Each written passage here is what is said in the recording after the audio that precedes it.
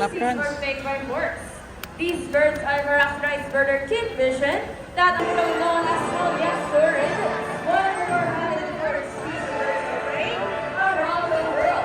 These birds can run in India, Indonesia, Bangladesh, China, including birds of Greece and Europe shadow. They are also known as Lawi or Wano in this science region. And as all overall are chickens. Wow, look at that. And as you can see, we have our homing pigeons. Homing pigeons meaning homing, meaning they will return to its next family. Our one-on-one rabbit kites, our chickens, and our homing pigeons. Here at Rose Park, we believe that there is hope. We only not try to teach our friends in the sea, but we're also who are in land and air as well. Now guys, who knows that we are? It's reduce, reuse, and recycle. Very good. So here's our number.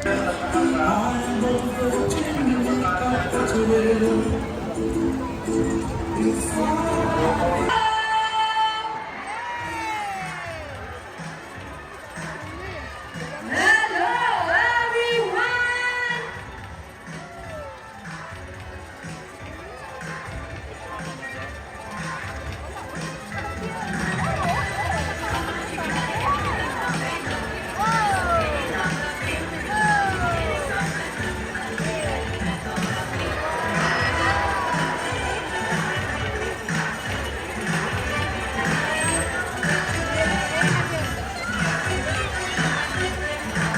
Wow, what a wonderful entrance!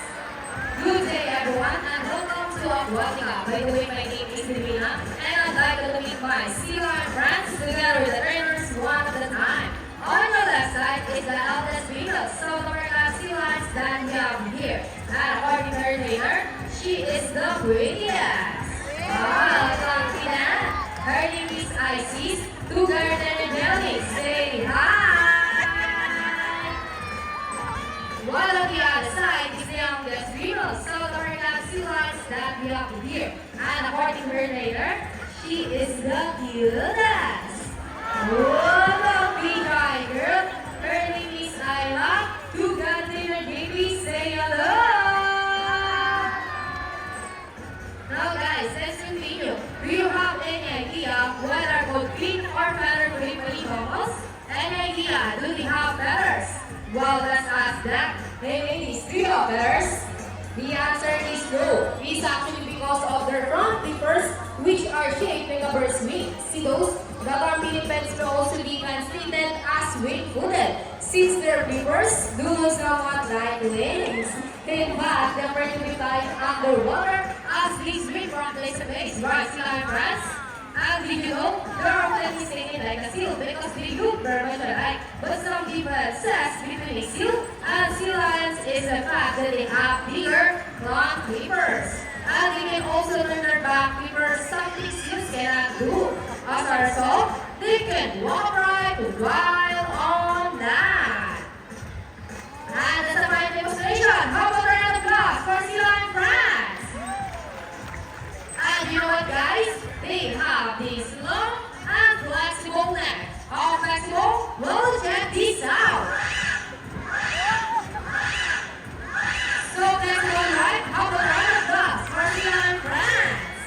As you can see, their body is covered with a thick coat of short sports hair.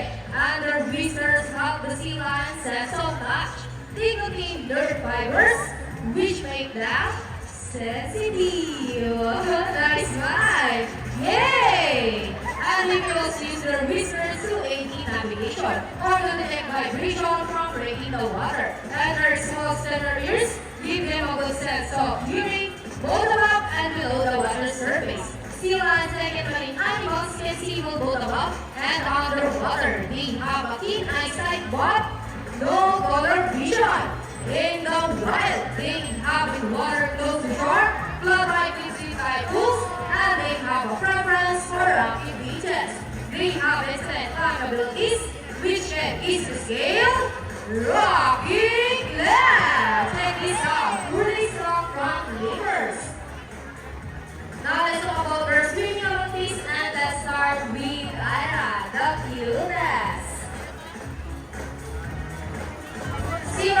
can generally cruise around 11 miles per hour using the rowing movements of their front levers, while their back levers are slashed out behind their bodies, functioning as rudder for steering.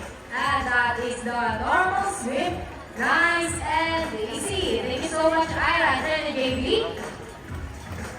But when chasing their prey or escaping from predators, they can achieve a first speed up to red ices 25 miles per hour. And that is so fast. Up a round of applause for Isis, the prettiest. Wow, nice slide. And another one. She deserves it. Now, there's an interesting story about RC Lions. Did you know that the US Navy has trained a few of them to take part of their special operation?